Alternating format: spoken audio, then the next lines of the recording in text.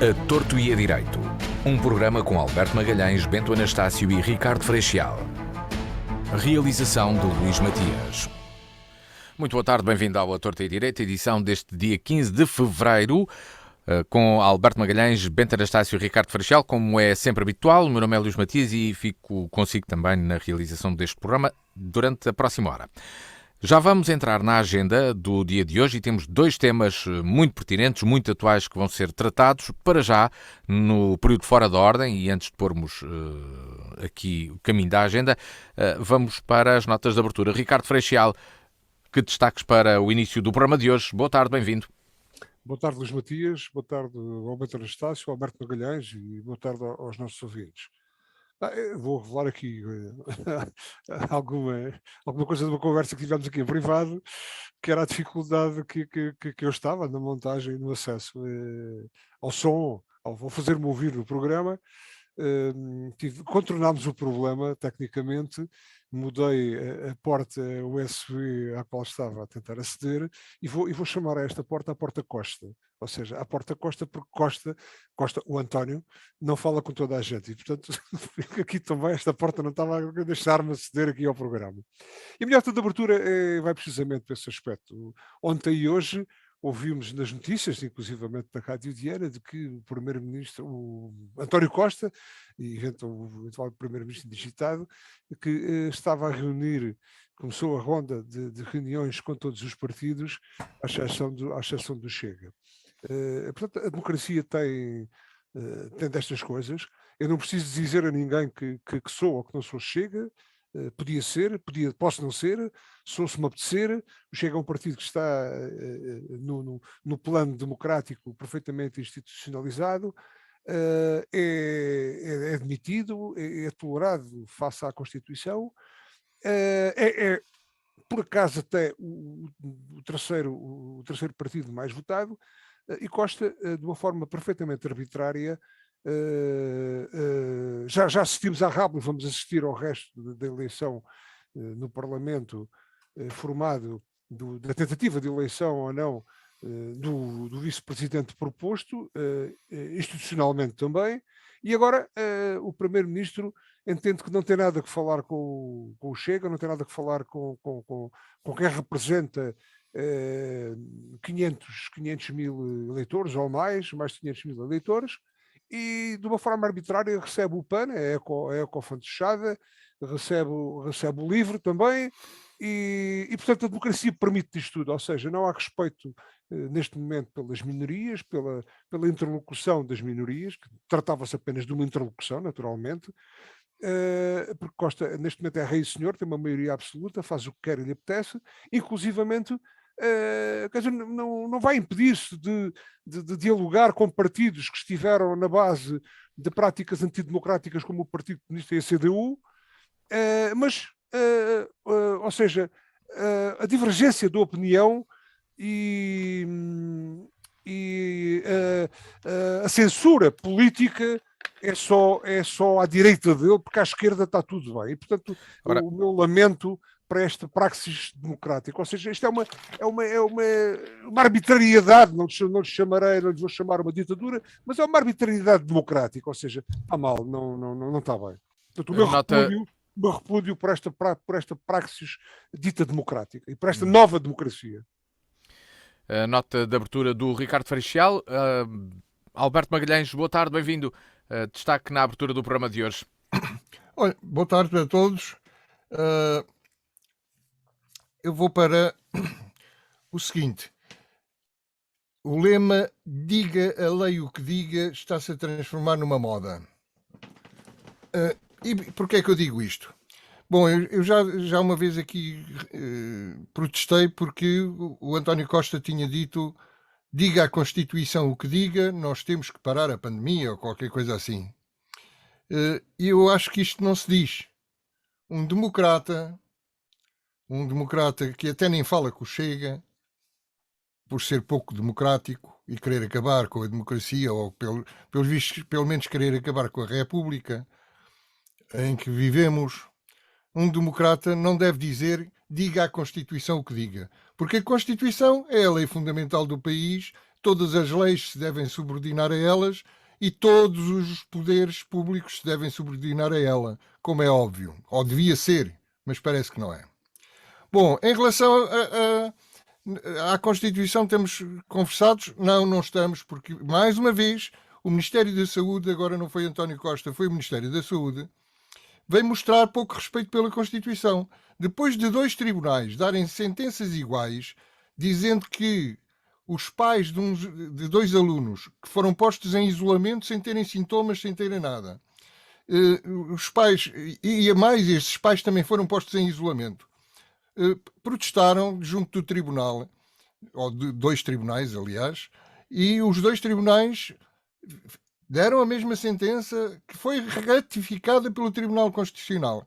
Isto é, em estado de calamidade, o governo não podia, só com uma lei do governo, não podia cortar liberdades e garantias das pessoas e, portanto, não podia obrigar essas pessoas ao isolamento.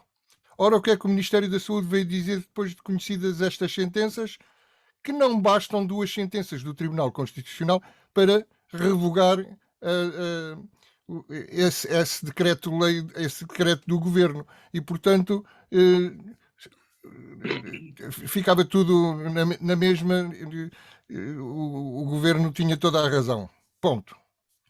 Agora, mais recentemente, não foi a Constituição, foi a lei eleitoral, que não é. A lei não é tão importante como a Constituição, mas é uma lei orgânica de valor reforçado, que foi votada por maioria absoluta, teve que ser votada por maioria absoluta, e além disso, as leis orgânicas, por serem orgânicas, implicam que todas as outras leis, decretos, portarias, etc., não podem entrar em contradição com ela. Ora, o que é que fizeram todos os partidos com assento parlamentar? Agora, como veem, a moda já está a estender-se. Já são todos os partidos que se marimbam nas leis. Todos os partidos com assento parlamentar decidem ignorar a lei eleitoral, fizeram uma conjura para ignorar a lei eleitoral e tomarem como válidos os votos do estrangeiro que não vinham acompanhados com a fotocópia do cartão de cidadão como deviam vir, com a devida identificação. E isto deu apenas isto, a invalidação de 157 mil votos do Círculo da Europa. Porquê? Porque os senhores da mesa do Círculo da Europa resolveram, apesar do protesto do PSD e apesar da lei eleitoral dizer que os elementos que são alvo de protesto são remetidos em subscrito, os votos alvo de protestos devem ser remetidos em subscrito, que deve ser depois fechado, lacrado e rubricado pelos membros da mesa e delegados dos partidos, de modo que as rubricas abranjam o subscrito e a pala fechada, devem ser enviados, ficar reservados para posterior verificação. Não, pegaram nesses votos sob protesto e misturaram com os outros, invalidando a totalidade dos votos dessas mesas. 150 mil votos para o boneco. É gozar com o pagode. Ora, Bento Anastácio, boa tarde, bem-vindo. No período fora da ordem, tema para a abertura. No período fora da ordem vai acontecer uma coisa esquisita, é que eu já não tenho tempo de mudar a minha nota e vai coincidir com a do Alberto, mas isto, o assunto, não a abordagem, obviamente. Eu vou usar da prerrogativa que costuma usar o Ricardo para dar aqui também uma chegazinha à nota dele. Pela primeira vez nos últimos 300 anos que eu me lembro, estou de acordo com António Costa. Os fascistas não são para ser ouvidos, são para ser combatidos. E acho que o cerco sanitário... Está na altura do Bento Anastácio agora para terminar. O cerco sanitário para fazer e terminar o assunto. Ao Chega é uma medida profilática que serve à democracia. Como tinha dito no início, vou falar também sobre esta chapelada, esta pouca vergonha que foi a contagem dos votos dos imigrantes. Isto faz-me lembrar uma anedota que nós contávamos entre comunistas, que dizíamos que, o Zé Stalin tinha dito que não havia problemas nenhum nas eleições, desde que seja só a malta a contar os votos. Portanto, aquilo não aquece nem arrefece. O que é que aconteceu? O que aconteceu foi um problema que nós vamos ter que resolver mais ano, menos anos, que é a constituição das mesas. Nós temos por hábito serem os partidos a indicar o nome das pessoas que fazem parte das mesas eleitorais. Isto porquê? Porque no início era uma função pura e simplesmente voluntária, ninguém recebia nada por estar a cumprir o seu dever cívico. Princípio com o qual eu estou absolutamente de acordo. Eu penso que as mesas eleitorais terão que ser feitas por sorteio entre os cidadãos e que os cidadãos só poderão recusar a sua participação com um motivo válido. O que quer dizer, não me dá jeito lixar um domingo para ir para as mesas. O que é que acontece? O que acontece, por estranha coincidência, ou talvez não, quem misturou os votos que deveriam não ser introduzidos na urna, mas enviados para análise por um órgão superior, chamemos-lhe assim, às mesas, que analisa todos os votos nulos, todos. Há uma segunda fase, ou um segundo processo em que todos os votos que são protestados são analisados, um a um, tendo em conta várias situações.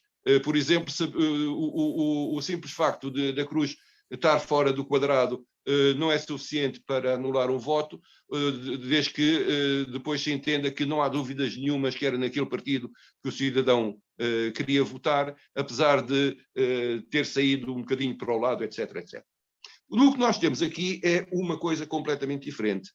Nós temos uma votação por correspondência que ficará para sempre posta em causa no nosso país.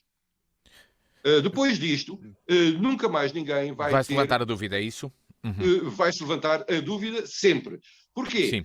Porque ao não serem cumpridas as regras, ou seja, o voto, ter a identificação do cidadão. Ora, a identificação do cidadão é fora, desculpa lá, Matias, para concluir, Bento, sim. Ceder um bocadinho o tempo, que eu depois deixo o tempo... Não posso deixar ceder tempo, senão depois estamos a ceder tempo a qualquer instante, então e depois nunca mais terminamos. Termina, Bento, sim. Dizer que o cartão serve para saber se é de facto o voto daquela pessoa, para poder ser descarregado em urna. Portanto, é um procedimento vital. O que foi feito foi o Partido Socialista ter resolvido que era o que a gente quisesse. O Partido Socialista e mais o resto todos os partidos. Não foi o Partido Socialista, foram todos. Isto é extremamente grave. Porque um dia destes nós deixamos de confiar em todo o sistema de voto que não seja presencial. E isto é mau para a democracia. Pelo menos os partidários do Trump. Os partidários do Trump começam a ter razão. Exatamente. E agora expliquem como é que se vai convencer os imigrantes a votar nas próximas eleições. Isso é que eu gostava de saber. Ora, fica a questão no ar. Entramos no período de agenda deste Torto e Direito de terça-feira para falar da detenção de um aluno do primeiro ano da Faculdade de Ciências da Universidade de Lisboa, de Engenharia Informática, que planeou um ataque no edifício da faculdade. O FBI deu alerta à Polícia Judiciária depois de uma denúncia feita por um jogador de jogos online, a quem este estudante revelou a intenção. O detido é portador de síndrome de Asperger. Ora, que motivação pode ter existido? Que riscos ainda existem? O que podemos dizer sobre a atuação das autoridades e o que é que nos espera o futuro? Ricardo Freixal, comece por si. Acredito que tenha ficado surpreendido com esta notícia, mas é uma notícia, foi uma informação que gerou mais pânico do que aquilo era na realidade, ou temos aqui um aspecto que temos de olhar profundamente, para o qual temos de olhar profundamente e tentar, para que não se chegue aqui a este ponto de existirem este tipo de ameaças? Bom, só mais chega. O Bento só consegue dar essas achegas porque o Luís Matias não é o Costa. porque se o Luís Matias fosse tirano, fosse Olha quem absoluto, fala, olha quem fala. fosse tirano, fosse absoluto, fosse autoritário, ou algum de nós, despótico, usurpador, soberano, fosse esquerda ou de direita, se fosse fascista, o Bento também não falava assim. Portanto, Costa neste momento Se algum está fosse a ser fascista, eu não falava.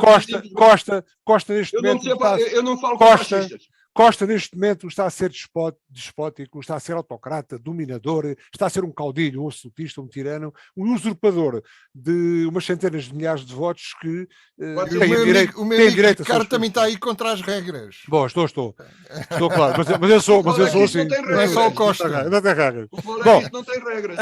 Luís Matias, vamos lá ver, entrar no tema. Não, de facto, isto preocupa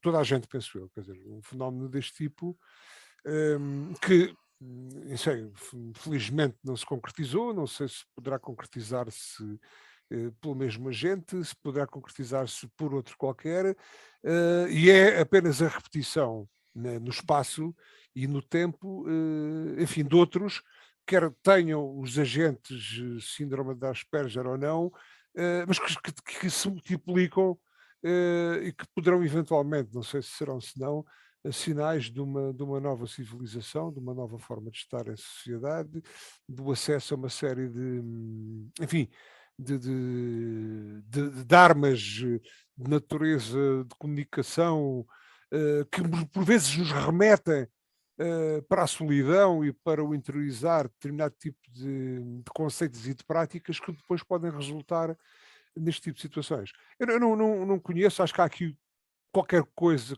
que não nos permite avaliar de ânimo leve estas situações. Há aqui patologias seguramente associadas a este tipo de comportamentos.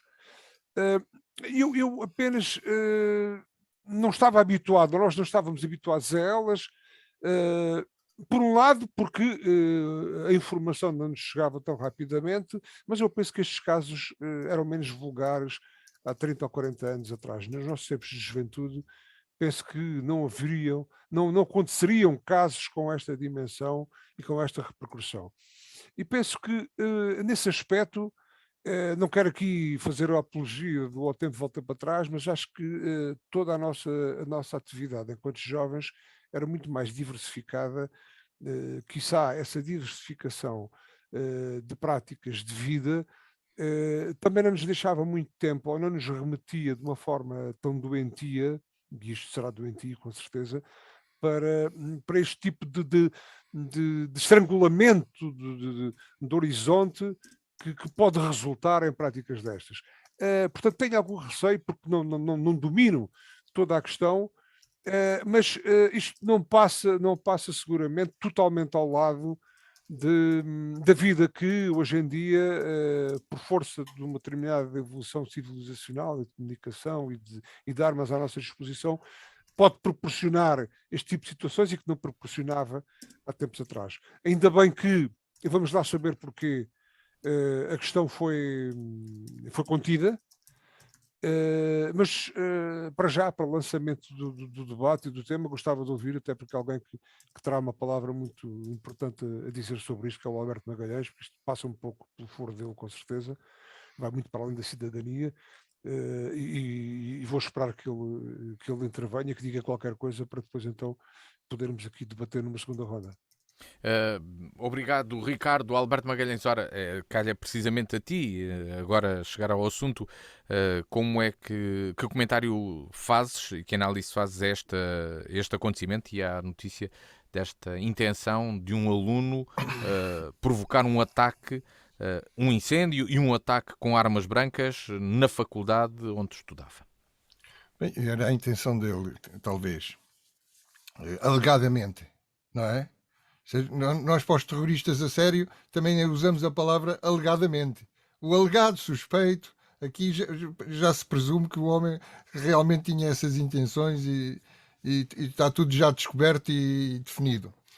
Bom, ora bem, em relação comecemos pelo Asperger. O Asperger, eu já hoje falei nisso, tem um aspecto curioso. O Asperger era um senhor, era um médico austríaco, nazi.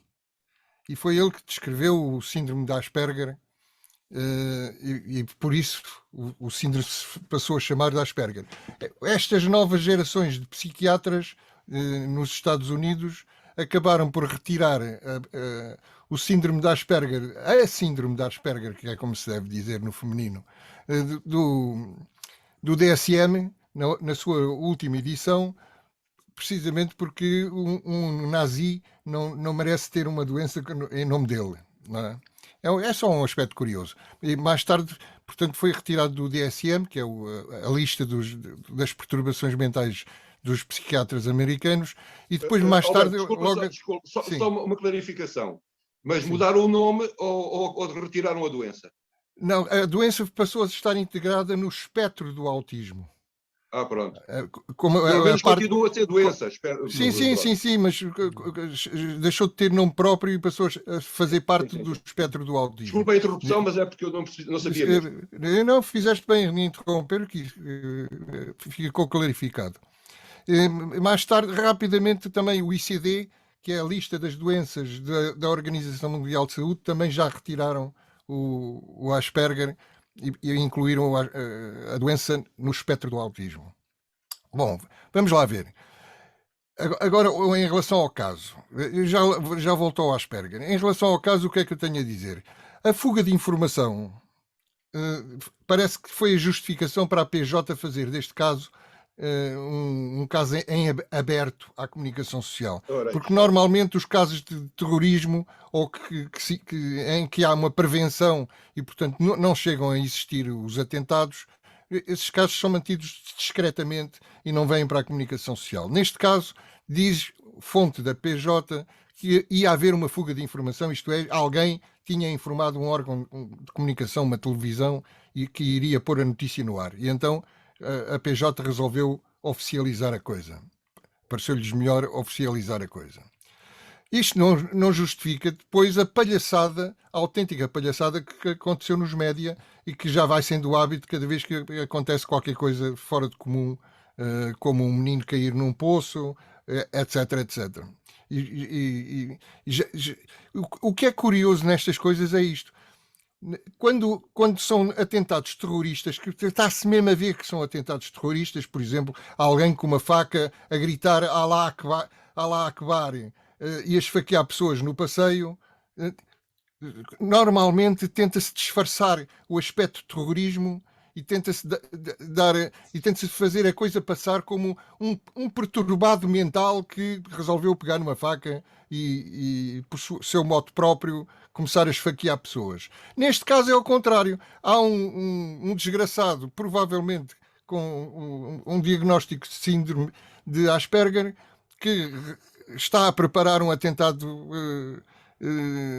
lá na faculdade dele para esfaquear meia dúzia de colegas que provavelmente gozaram com ele, o humilharam, etc, etc. E um professor também terá feito a mesma coisa e é imediatamente catalogado de terrorismo, sem margem para dúvidas, e o Asperger surge assim como uma coisa banal, que não tem grande importância, porque a coisa é terrorismo e mais nada. Ora, a mim parece-me isto um bocadinho chocante, não é? Porque provável, eu não sei, se calhar é de formação profissional, mas eu até tenho um livro que se chama, vou-vos mostrar, não sei se consigo mostrar, está aqui o livro, mas depois não sei. Era preferível que dissesses, porque quem nos ouve não consegue ver o livro. Sim. Naturalmente. Chama-se bullying. Chama-se o síndrome de Asperger, está em inglês. O síndrome de Asperger e o bullying. Portanto, há uma relação muito estreita entre o síndrome de Asperger e bullying. Porquê? Porque os portadores de autismo ou de síndrome de Asperger são vítimas são muitas vezes vítimas de bullying quando vão à escola.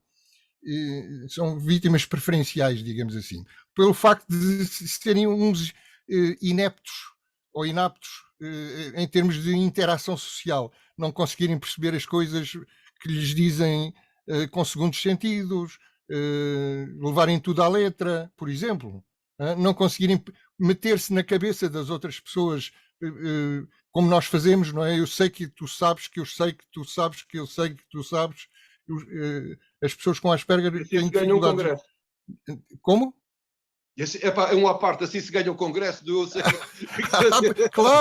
Claro, é preciso ler a mente. E estas pessoas têm dificuldade em ler a mente dos outros e, portanto, têm muita dificuldade nas interações sociais e são facilmente gozados, alvos de gozo.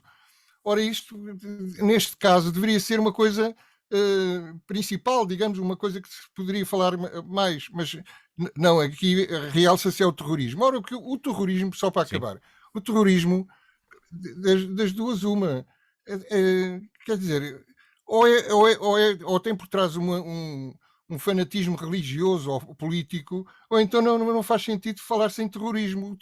O terrorista quer aterrorizar a sociedade, ou pelo menos uma grande parte dela. Aterrorizar uma turma não é bem a mesma coisa, ou aterrorizar um professor e meia dúzia de alunos não é bem a mesma coisa, digo eu. Outra coisa que eu queria salientar e que gostava que os meus amigos comentassem é a reação dos colegas, que pelo menos aqueles que apareceram na televisão, e que se podem distinguir em duas fações. A fação que teve desliques e ataques de pânico e ficou em estado de choque, e a fação que fingiu que tinha ficado em estado de choque para fugir aos exames e ter uma oportunidade de ter umas fériasinhas em casa durante uma semanita ou duas. Vale tudo, vale tudo, vale tudo. Meninos da mamãe. Vale tudo.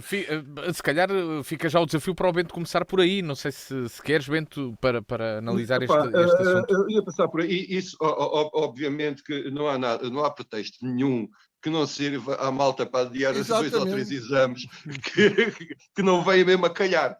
Mas isso já era no tempo em que a gente lá andava. Portanto, não há novidade absolutamente nenhuma. Sobre os aspectos... Sobre a novidade é na outra parte. É naqueles que têm ataques de pânico. Esse é claro, que talvez seja mas novidade. Isso fica bem.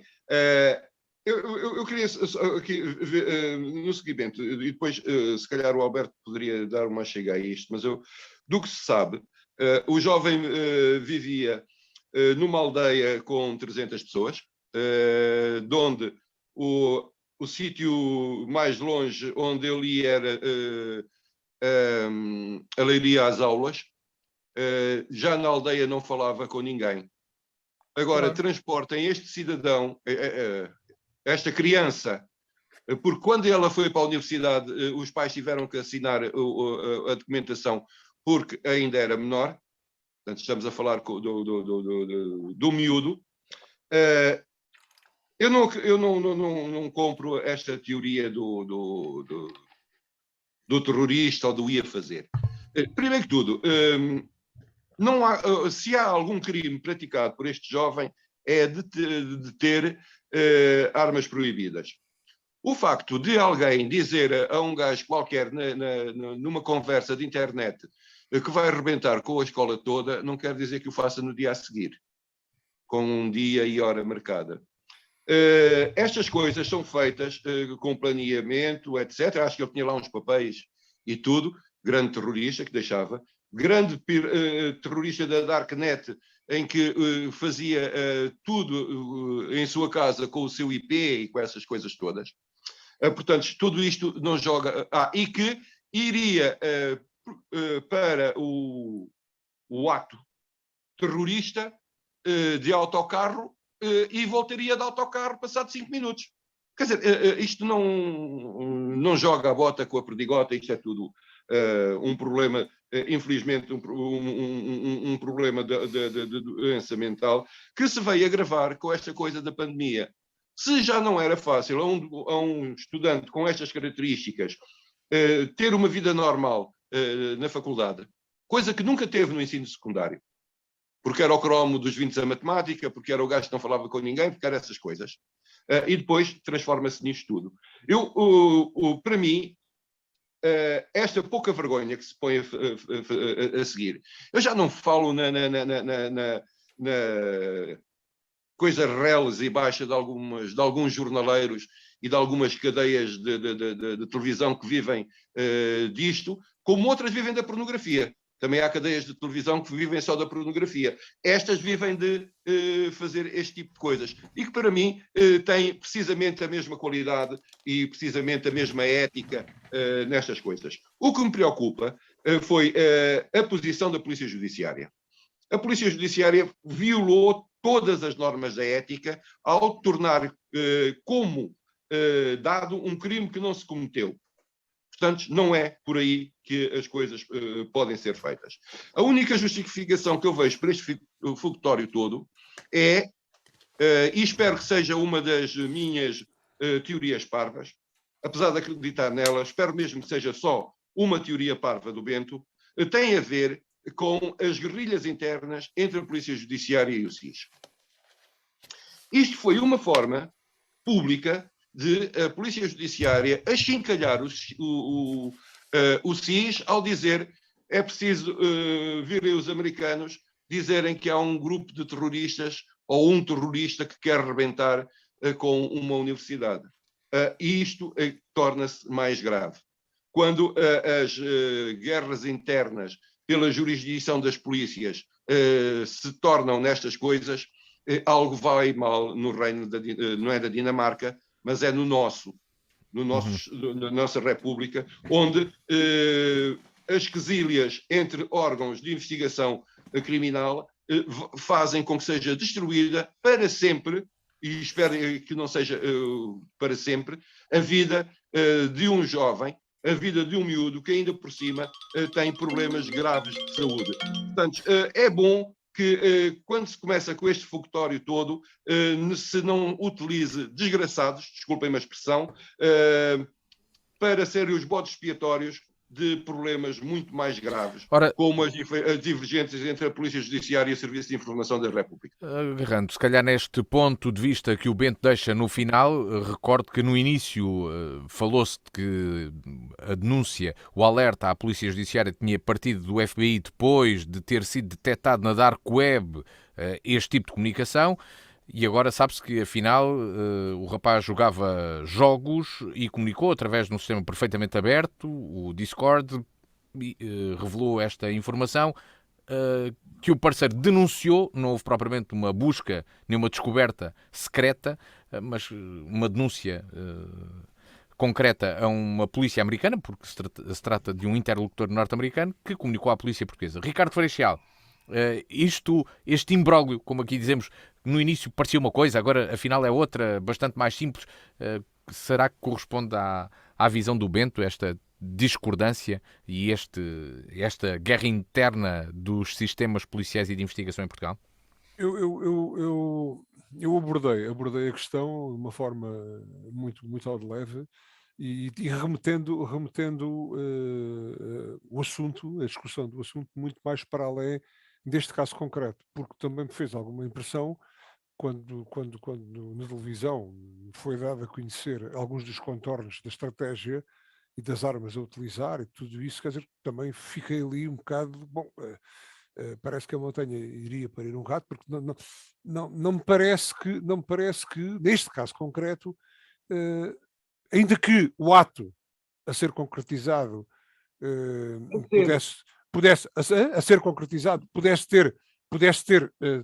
tocar, enfim, 1 ou 2 ou 3 pessoas, ou 4 ou 5, mas não atingiria, se calhar, pelo modus faciendi programado, não atingiria, mas é de preocupar, porque não atingiria este, mas haverá outros que existirão outros que poderão atingir. E eu remeto a questão para essa discussão que o Alberto Magalhães também disse há pouco, quer dizer, o que é que está na base de situações, não somente esta, mas situações semelhantes com esta, que podem ter repercussões, já tiveram repercussões diferentes desta, infelizmente, do ponto de vista social. O Alberto Magalhães remeteu-nos ali para a leitura do síndrome da relação que ele possa ter com o bullying. O bullying é uma coisa que, enfim, que acho que é, pelo menos com os contornos que tem atualmente, é uma coisa relativamente recente. Não tinha no nosso tempo, não existia muito no nosso tempo não tinha nome em inglês. Mas era talvez... era porrada. Não, mas Alberto, mas acho era achincalhamento. Mas era de uma forma completamente diferente. Eu não me lembro tinha limites porque as pessoas tinham os pais lá em casa que punham limites. Não me lembro de ter. Nós próprios. Os pais não levavam a bem que um tipo esfaqueasse um nada, colega. nós próprios. Um miúdo com estas características no nosso tempo não era achincalhado, era acompanhado. Não, acho que havia uma solidariedade e havia uma atenção completamente diferente, não é? E é para aí que eu remeto a discussão e a análise. É para, de facto, o que é que se passa do ponto de vista social que deu lugar ao aparecimento de todas estas situações. Isso é que é a discussão para mim de fundo, não é? E essa dará pano para mangas, porque há aqui mesmo, o Alberto Magalhães, parece-me que mesmo no tal síndrome da Asperger, existirão naturalmente componentes genéticas, mas existirão também componentes ambientais, sociais e de ambiente. Não, é genético. É genético. Por e simplesmente genético, não há. Sim, é não genético. Depois pode ser ter melhor acompanhamento ou não. Eu já agora deixo-me fazer um parênteses para dizer que, a propósito de uma coisa que o Bento disse, que os portadores da síndrome de Asperger não são deficientes mentais, têm capacidades cognitivas mais ou menos intactas. É isso que eu tinha dito. Tu disseste e eu estou a salientar. Portanto, muitas vezes há muitos cromos informáticos e muitos cientistas, daquele tipo de cientista louco, não é? Que não pensa noutra coisa senão na ciência, e que, tipo o professor Tornosol, que o professor Tornosol do Tintim provavelmente tinha síndrome de Asperger, não é? Portanto, são pessoas que podem ser muito bons num domínio intelectual. Aliás, o livro que eu vos mostrei ainda há bocadinho, este, que não se vê o título, mas que é o tal de Síndrome de Asperger e Bullying, é escrito por um portador do Síndrome de Asperger. O livro sobre o próprio síndrome, não é? Era só este pequeno parênteses para dizer que as pessoas não pensem que são pessoas coitadinhas e também não se deve confundir o síndrome de Asperger, por causa deste caso, com psicopatas ou sociopatas que gostam de matarem. O síndrome de Asperger não tem nada a ver com violência, nem tem nada a ver com criminalidade. Exatamente por isso, e eu ia deixar aqui uma questão, porque provavelmente o Ricardo será quem poderá melhor falar sobre isto, tem a ver com até porque é profissional disto, com o acompanhamento que têm os alunos nas universidades, que é zero, e o que é que faz, de facto, aquela personagem que foi criada pela... É zero, não sei se é zero. Uma coisa que se chama professor tutor. Há um personagem... Os departamentos de psicologia das universidades normalmente têm consultas para os acessíveis aos... Sim. Mas o Bento está a falar... Há um personagem que se chama professor tutor. O que é que esta entidade faz? E como é que o que é que passou ao lado, o que é que não funcionou aqui, em termos internos da própria instituição? Eu não sei qual era a instituição de ensino superior a Faculdade de Ciências. Faculdade de Ciências. Eu não sei se seguem regime tutorial ou não. Nem todas as faculdades, nem todas as universidades. Não sei se isso é obrigatório, se não é, como é que isso funciona? Eu vou dizer, era uma boa forma. Olha, há uns anos atrás, na Universidade de Évora, foi tentado instituir de novo o regime tutorial. E recordo que acompanhei durante um ano ou dois, 6 ou 7 alunos que estavam mais próximos de mim,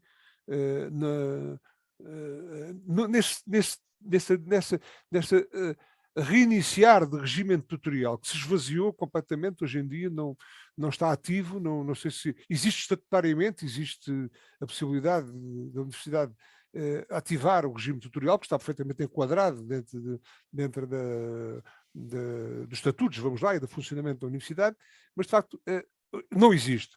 Existirão gabinetes de apoio ao aluno, existirão, que não sei se na prática funcionam, se não faço a mínima ideia. Em tempos de Covid, Ricardo. Passa-se um pouco aqui ao nosso lado. Agora, é fundamental uma coisa, e isto tem a ver com as escolas.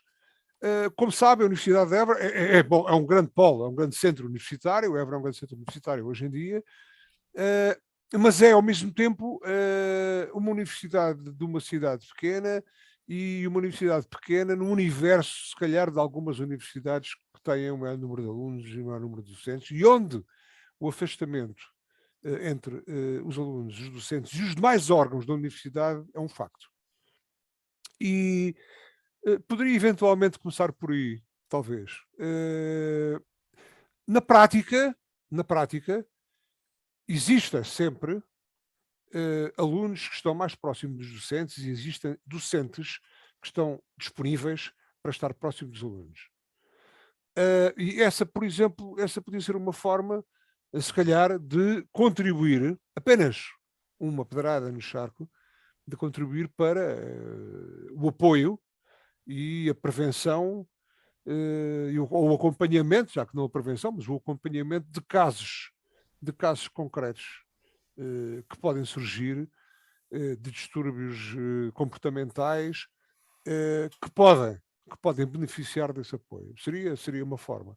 Agora, concretamente, neste momento eu não conheço, eu estou aqui disponível. Mas fica essa leitura de uma relação mais próxima a poder ajudar nestas circunstâncias e até, para além de as prevenir, também as conseguir identificar, caso não as consiga prevenir. Não, por outra razão. Num tempo útil.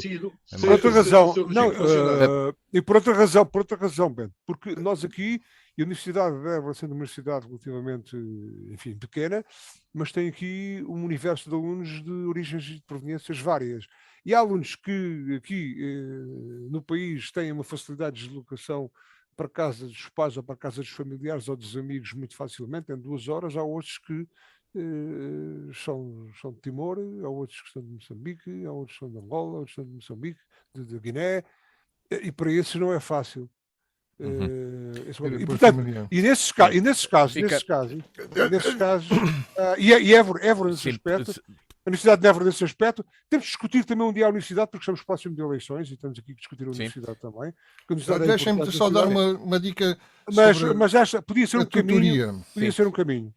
A importância da tutoria. Para esse eu uma vez assisti cá em Lisboa a uma conferência de um personagem muito importante na psicologia comunitária americana, que é o Rapaport, não confundir com o psicanalista. E o Rapaport fez uma experiência em Nova Iorque, já há muitos anos, não é? Sobre tutoria. Numa escola, daquelas escolas num bairro negro de Nova Iorque, daquelas com chumbos, com grandes chumbos e etc., grandes percentagens de chumbos, fez o seguinte: todos os professores e todos os funcionários, os chamados contínuos, não é? Os auxiliares, todos os empregados da secretaria da escola, os alunos foram distribuídos por eles todos, por todos os adultos que havia na escola. Passaram a ter tutor, portanto. O tutor podia ser um professor, podia ser um auxiliar da limpeza, mas era um adulto de referência a quem a criança se podia dirigir quando tivesse alguma dificuldade, tivesse alguma dúvida, tivesse algum problema. Isto para dizer, e fizeram isto para as crianças que tinham mudado de ciclo, porque é aí que, quando se muda de ciclo, são os anos mais problemáticos. Por exemplo, quando se muda da 4ª classe aqui em Portugal, do 4º ano para o 5º ano, quando se muda do 6º ano para o 7º, quando se muda do 9º para o 10º. Eles fizeram isso nesses anos. De um ano para o outro, lembro-me bem deste número, de um ano para o outro, o insucesso escolar baixou 40%. E que era um insucesso escolar abundante, baixou 40% logo no primeiro ano em que este sistema foi aplicado. Portanto, a tutoria devia ser quase obrigatória em todas as escolas em Portugal. Em Portugal, porque estamos a falar em Portugal. Fica esse sublinhado do Alberto. Penso que este assunto está encerrado e passamos para o próximo, que nos traz o Ricardo na agenda, para a reta final do programa de hoje. A tensão entre a Rússia e a Ucrânia. Vamos tratá-la também de uma forma algo sintética, como já abordámos noutros momentos, porque é um caso em evolução permanente, mas hoje, dia 15 de fevereiro, primeiro anunciou-se que a invasão iria começar amanhã, estava preparada para começar amanhã, dia 16. Agora surgem notícias de que a Rússia está a desmobilizar, já desmobilizou 10 mil soldados da zona de fronteira com a Ucrânia. O certo é que há uma tensão grande que se mantém nesta região, com demonstrações de força, ou digamos com uma relação de tensão, de força, entre a Ucrânia, a Rússia, mas também envolvendo os restantes países do Ocidente, concretamente aqui da Europa.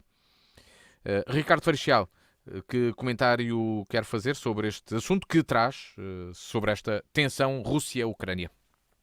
Ontem, quando programámos o programa, de facto, o trazer para aqui a discussão foi, e a abordagem do tema era fazer um pouco o ponto da situação, na iminência de uma invasão que já se programava no tempo e tudo, da Rússia à Ucrânia. Passaram, sei lá, uma dúzia de horas sobre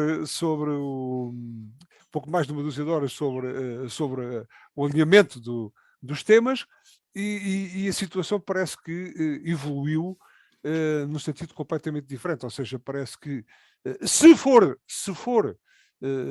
sintoma o abandono das tropas russas ou de uma parte das tropas russas for o sintoma de aliviar tensão, ou pelo menos do pôr de lado o espectro que parecia iminente da invasão, bom, tudo estará aparentemente bem. Agora convém também verificar o que é que foi, se é que isto terminou, o que é que foi tudo isto, não é?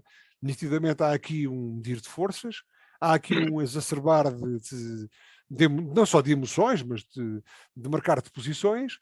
Há também, não só esse marcar de posições do ponto de vista, em termos diplomáticos, mas sobretudo numa demonstração de força, ou seja, os russos não avançam para a fronteira da Ucrânia apenas por um exercício banal, nem trivial, não, avançam porque de facto querem demonstrar que, se for necessário, poderão mesmo fazê-lo e não estarão. Também há analistas que, depois desta retirada, dizem que esta retirada que é estratégica e que os russos, para retirarem toda esta tensão iminente de invasão, terão conseguido contrapartidas, nomeadamente no que diz respeito ao alinhamento da Ucrânia na NATO, à sua relação com a Europa, enfim, mas tudo isto quase que nos faz, quase que nos remete para o clima de Guerra Fria não muito distante.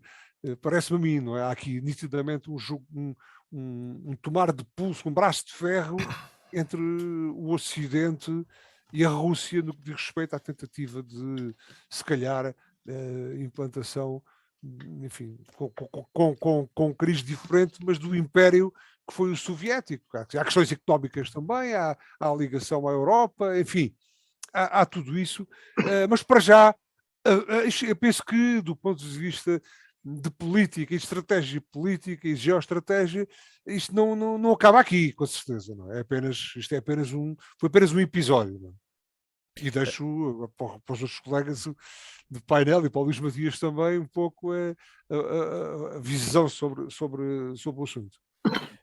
Passo para o Alberto Magalhães sobre este tema desta tensão entre Rússia e Ucrânia. O Ricardo fez aqui um resumo também do que observa, de como é que analisa este assunto.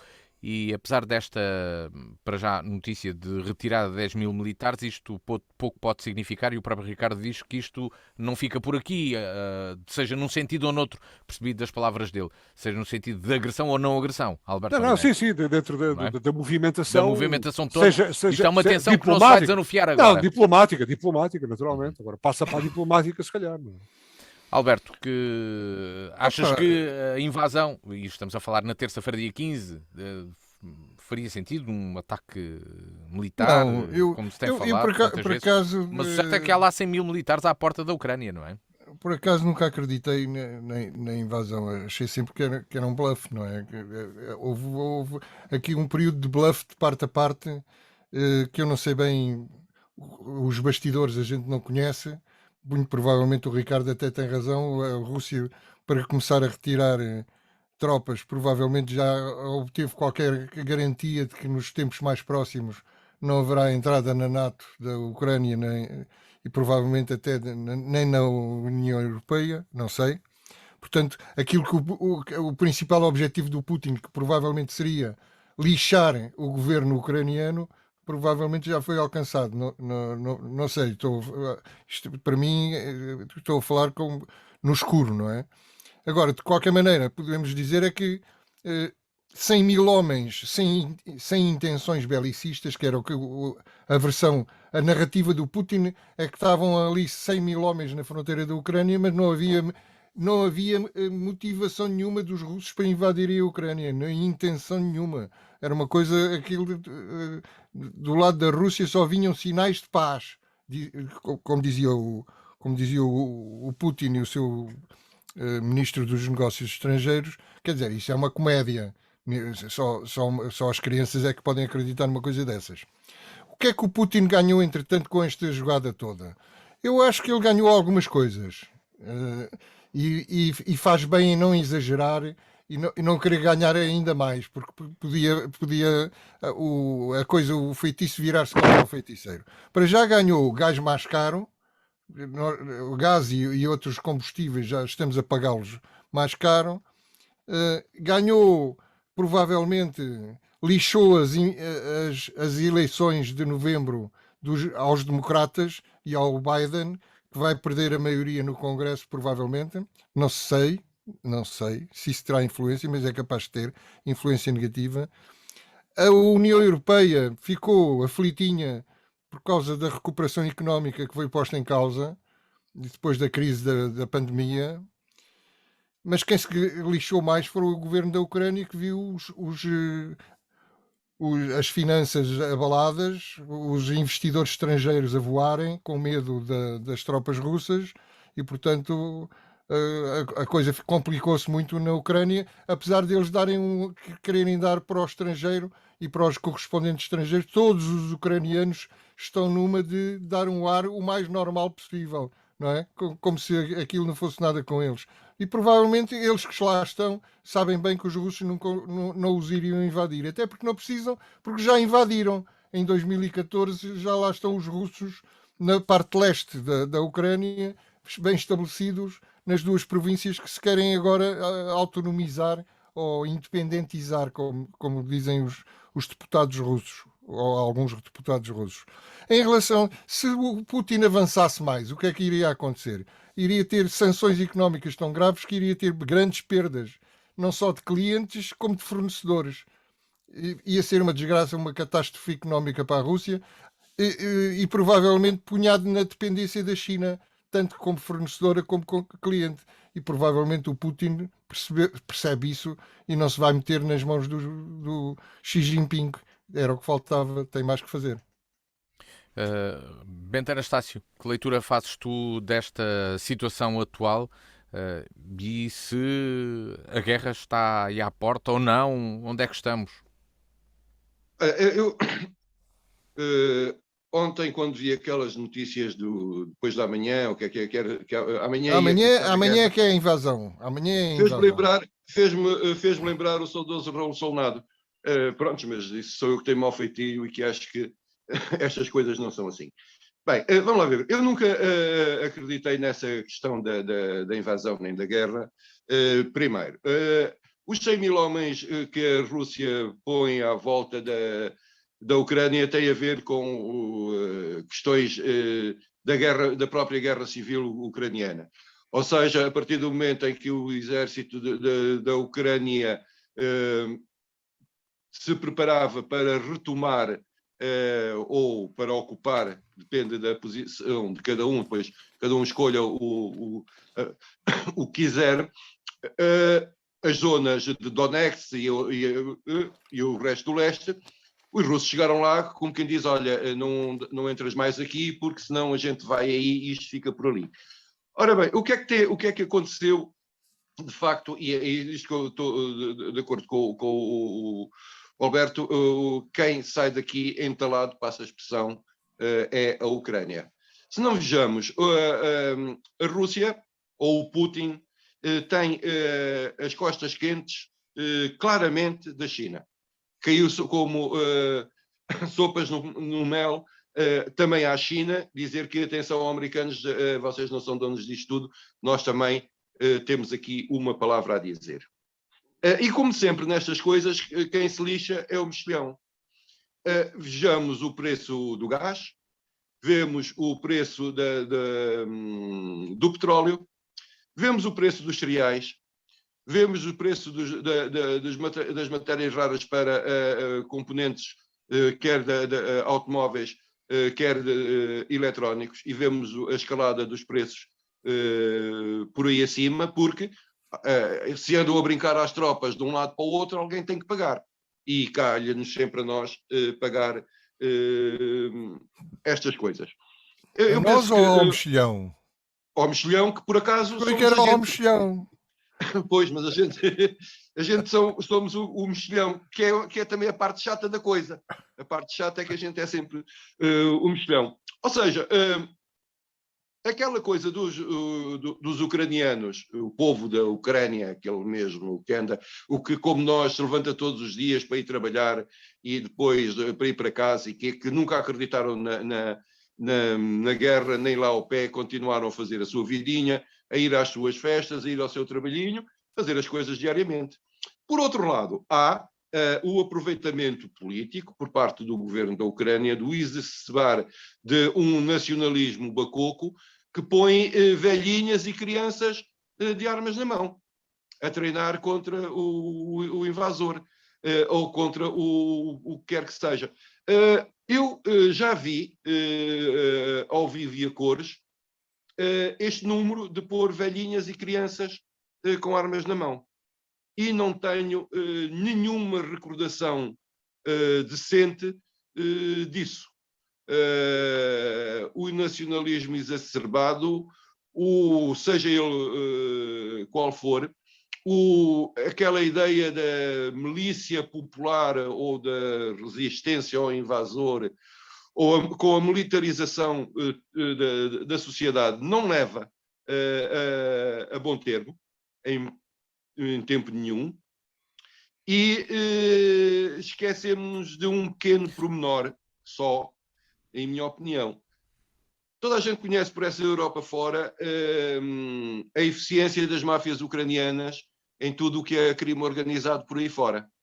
Agora deixem-nos andar de armas sossegadinhas na mão e continuem-lhe a descarregar todos os dias umas centenas grandes de toneladas de armas vindas dos Estados Unidos e da Inglaterra e do Canadá, que não tarda, meia dúzia de dias, estarão aí